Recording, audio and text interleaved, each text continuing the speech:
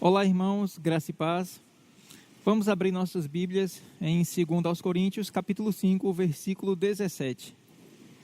O texto diz: E assim, se alguém está em Cristo, é uma nova criatura. As coisas antigas já passaram, e eis que se fizeram novas. É interessante que quem escreveu essa carta aos Coríntios foi o apóstolo Paulo, e ele mesmo foi quem mais escreveu sobre a nova criação. O apóstolo Paulo, ele ensinou muito, escreveu muito sobre essas realidades, as realidades da nova criação. E é interessante que quando ele falou sobre isso, sobre a nova criação, ele ensinou fazendo um contraste, em termos de semelhança ou comparação com a antiga criação. Ele, em suas cartas, ele comparava, ele assemelhava a uma primeira criação. E o texto de 2 Coríntios diz: se alguém está em Cristo, está falando da gente, está falando dos cristãos, é uma nova criatura. Outra versão diz, é uma nova criação. As coisas antigas se passaram, tudo se fez novo. É interessante que essa expressão, tudo se fez novo, se refere à recriação do espírito humano, do homem interior. Porque eu me lembro que quando eu confessei a Cristo como meu Senhor e Salvador, quando eu nasci de novo, não houve nenhuma mudança por fora, mas houve uma mudança completa por dentro. Isso aconteceu com você também. Quando você confessou a Cristo, houve uma mudança completa por dentro. De fato, foi estabelecido, foi recebido uma nova criação, uma recriação do espírito humano. E tem outra versão, a Bíblia Viva diz: quando alguém se faz cristão, torna-se uma pessoa totalmente nova por dentro. Já não é mais a mesma. Teve início uma nova vida. E, como eu havia afirmado, o apóstolo Paulo ensinou muito sobre essa nova criação. Ele comparou com uma antiga criação. Só que nós sabemos que quando Adão estava no Éden, ele tinha perdido alguns benefícios. A palavra mostra, logo no início de Gênesis, que Deus criou o homem para ter um relacionamento com ele, para ter comunhão. E existe até um texto na palavra que mostra que, no capítulo 3 de Gênesis, que Adão tinha comunhão com Deus. A palavra diz que na virada da tarde, Deus ia lá conversar com eles, com Adão e Eva. Só que sabemos também o final da história. Sabemos que Adão pecou, entregou o domínio da terra, o governo da terra a Satanás. Houve uma ruptura de comunhão e no momento em que Adão pecou, foram perdidas algumas coisas. Basicamente, quando Adão pecou, ele perdeu a justiça, ele perdeu a autoridade e ele perdeu a filiação ou uma comunhão com Deus. Mas graças a Deus, nós sabemos que o que Adão perdeu no Éden, Cristo trouxe de volta. Porque através do seu sacrifício, quando Cristo ele foi à cruz morrer pelos nossos pecados, pelos pecados da humanidade, ele disponibilizou tudo aquilo que Adão havia perdido. Cristo disponibilizou essa nova criação, ele disponibilizou a autoridade, ele disponibilizou justiça, ele disponibilizou novamente uma comunhão com Deus. E eu sei que não dá para falar tudo sobre a nova criação, mas eu queria apenas salientar alguns aspectos dessa nova criação. Eu queria falar um pouco sobre a autoridade, sobre a justiça e sobre essa comunhão que Cristo deixou disponível para cada um de nós. E o texto sobre a autoridade que eu queria falar está em Marcos, Evangelho de Marcos, capítulo 1, a partir do versículo 21. O texto diz: Depois entraram em Cafarnaum, e logo no sábado foi ele, Jesus, ensinar na sinagoga. Maravilhavam-se da sua doutrina, porque os ensinava como quem tem autoridade, e não como os escribas. Não tardou que aparecesse na sinagoga um homem possesso de espírito imundo, o qual bradou: Que temos nós contigo, Jesus Nazareno? Vieste para perder-nos? Bem sei quem és, o Filho de Deus, o Santo de Deus. Mas Jesus o repreendeu, dizendo: Cala-te e sai desse homem. Então o espírito, versículo 26, imundo, agitando violentamente e bradando em alta voz, saiu dele. E todos se admiraram ao ponto de perguntarem entre si: Que vem a ser isto? Uma nova doutrina? Pois com autoridade ele ordena aos espíritos imundos e eles lhe obedecem. Então correu célere a fama de Jesus em todas as direções, por toda a circunvizinhança da Galileia. É interessante esse texto porque não somente o evangelho de Marcos, mas também os demais evangelhos registram acontecimentos semelhantes. O fato de Cristo exercer autoridade, expelir demônios e libertar pessoas possessas por demônios, pessoas aprisionadas pela possessão demoníaca. E o que me chama a atenção é o versículo 27, e eu quero novamente citá-lo. O texto diz: todos se admiraram ao ponto de perguntarem entre si: que vem a ser isto? Uma nova doutrina? Pois com autoridade ele ordena aos espíritos imundos e eles lhe obedecem. Na versão revista e corrigida, o texto diz: e todos se admiraram ao ponto de perguntarem entre si, dizendo: que é isto? Que nova doutrina é esta? É interessante que as pessoas, elas mesmas ficaram admiradas com essa manifestação, com o exercício da autoridade que Cristo fez, e perguntaram: o que é isso? É uma nova doutrina? E eu digo aos irmãos que sim, é uma nova doutrina.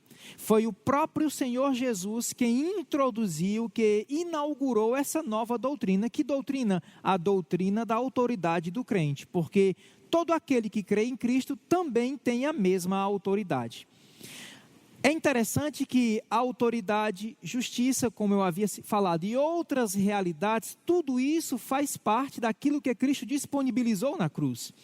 Quando Cristo foi à cruz, ele deixou disponível para nós, para a nova criação, várias realidades. E é isso que o apóstolo Paulo apresenta no Novo Testamento, bem como os demais apóstolos.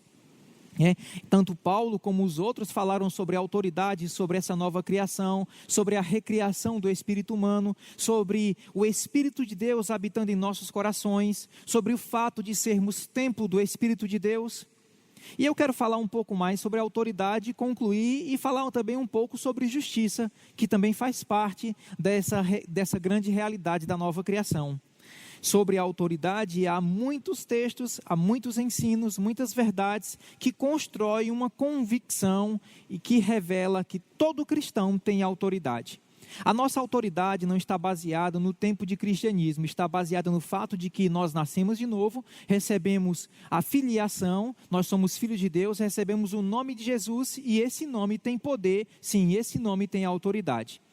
A autoridade não está ligada a quanto tempo de crente. Você pode ser um novo convertido, você pode ser um médio convertido ou até mesmo um velho convertido, mas não importa. O que importa é que você tem a mesma autoridade. Um velho convertido tem a mesma autoridade que um novo convertido, porque essa autoridade não se baseia no tempo de cristianismo, e sim na autoridade do nome de Jesus.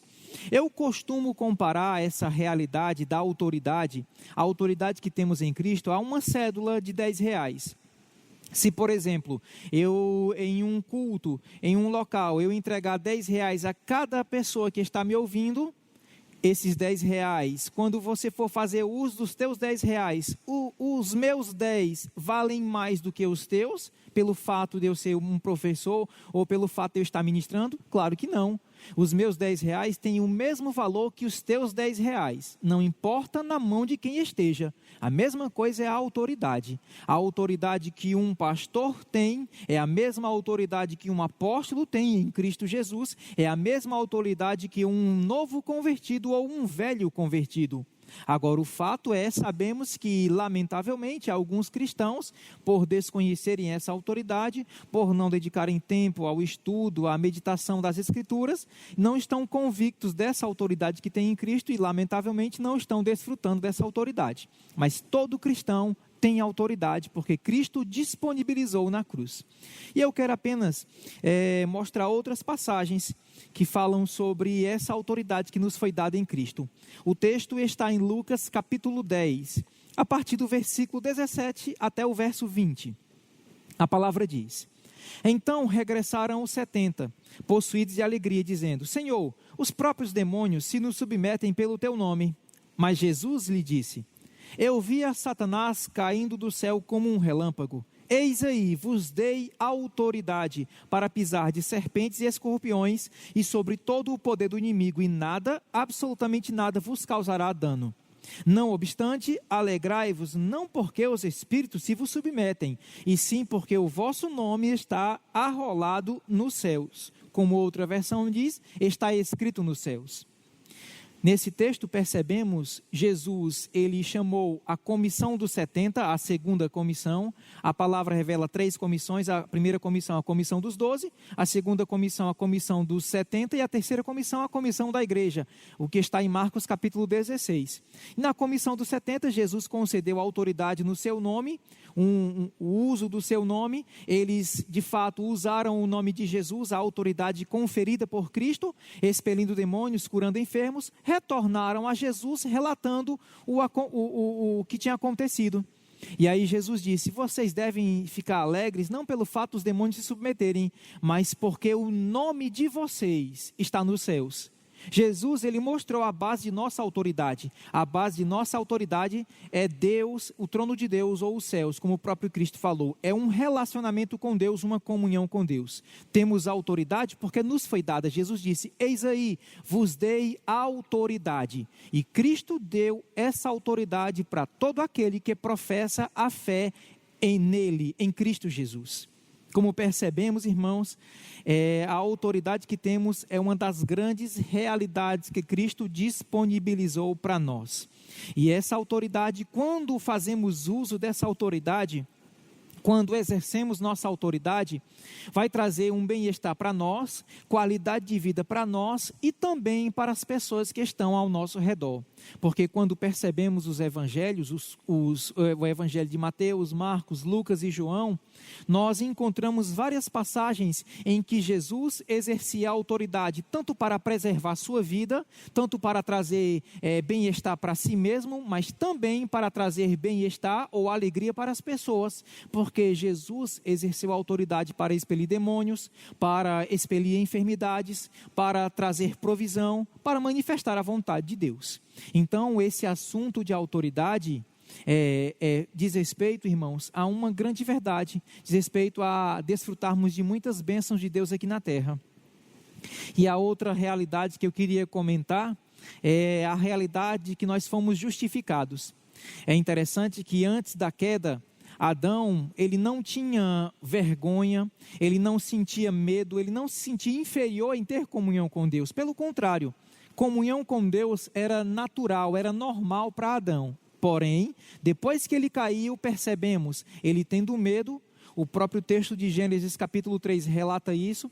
Ele mesmo disse: tive medo, por isso me escondi. Foi uma das primeiras consequências da ruptura de comunhão, quando se perde a justiça, quando Adão perdeu a justiça. Foi um medo, a insegurança, o desconforto de estar diante de Deus ou ter comunhão com Deus. Certo pregador disse que a mãe de todas as religiões é o sentimento de indignidade, esse sentimento de injustiça. E é isso que tem acontecido. Quando as pessoas não entendem essa justiça em Cristo Jesus, elas vão estabelecer métodos ou regras para se tentar alcançar a Deus. Só que o Evangelho é diferente. O Evangelho é Deus nos alcançando em Cristo Jesus, nos justificando, nos purificando para que possamos ter livre acesso a Deus, para que possamos ser bem-vindos em sua presença e assim podemos ter uma comunhão viva e verdadeira com Deus. E eu queria mostrar um texto que fala sobre justiça também. O texto está em Atos, no livro de Atos,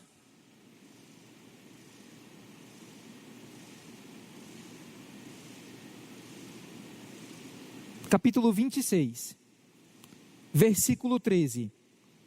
O apóstolo Paulo, nesse contexto, ele está pregando sobre a sua conversão e, claro, testemunhando o evangelho, o reino de Deus. E no versículo 13, ele explica a sua conversão e uma aparição de Cristo. Atos 26, 13. Ao meio-dia, ó rei, indo eu caminho fora, vi uma luz no céu, mais resplandecente que o sol, que brilhou ao redor de mim dos que iam comigo. E caindo todos nós por terra, ouvi uma voz que me falava em língua hebraica: Saulo, Saulo, por que me persegues? Dura coisa é recalcitrar contra os aguilhões. Então eu perguntei: quem és tu, Senhor? Ao que o Senhor respondeu: Eu sou Jesus a quem tu persegues, mas levanta-te e firma-te sobre os teus pés, porque para isso te apareci, para te constituir ministro e testemunha, tanto das coisas em que me viste, como daquelas pelas quais te aparecerei ainda, livrando-te do povo e dos gentios, para os quais eu te envio.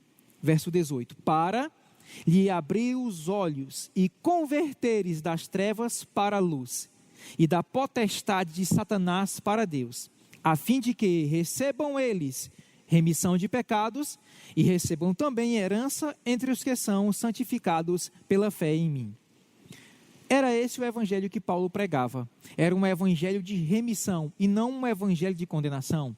De fato, foi o próprio Senhor Jesus Cristo que se revelou a Paulo, apareceu a Paulo, chamou Paulo para o ministério e ainda disse que tipo de mensagem Paulo deveria pregar.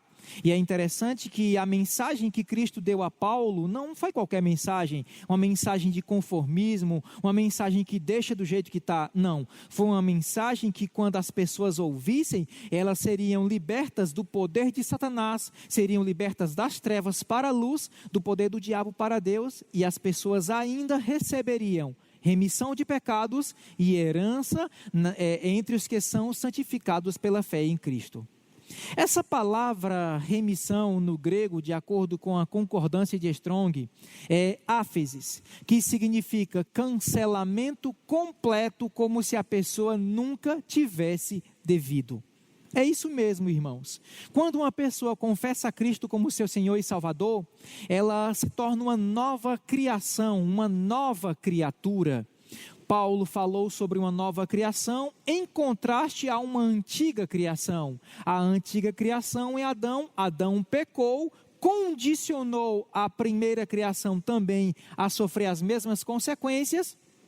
E a nova criação foi aquela que Cristo disponibilizou na cruz. E nessa nova criação nós fomos criados em justiça e nós recebemos remissão de pecados, que é cancelamento completo, como se a pessoa nunca tivesse devido. Toda vez que eu leio esse texto, figuradamente, eu cito um episódio. Depois que um bebê nasce em uma maternidade, alguns parentes vão lá se confraternizar. E ficam dizendo, é a cara da mãe, é o nariz do pai, é a orelha da mãe. Do lado de fora, depois que aquele bebê nasce, do lado de fora tem 2 policiais da delegacia de capturas para prender aquela criança, porque aquela criança tem uma folha corrida extensa que depõe contra ela. Isso é verdade? Claro que não. Uma criança que acabou de nascer, um bebê, um recém-nascido, não existe um passado que deponha contra ela.